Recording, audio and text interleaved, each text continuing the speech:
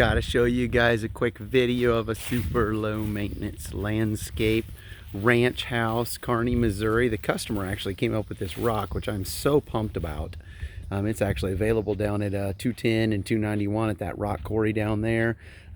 We have a few evergreens, the mounding cypresses, catmint. Love the clean look. Love how open that is. Catmints are perennials, blue flowers, some variegated liriope down here by the corner.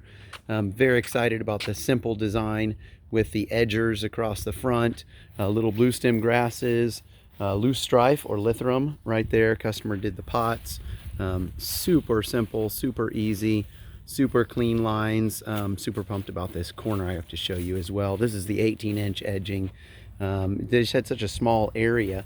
No reason to do the smaller ones, and I just thought it looked absolutely phenomenal. I'm going to pause it and show you the little pathway we put in the back to their barn too.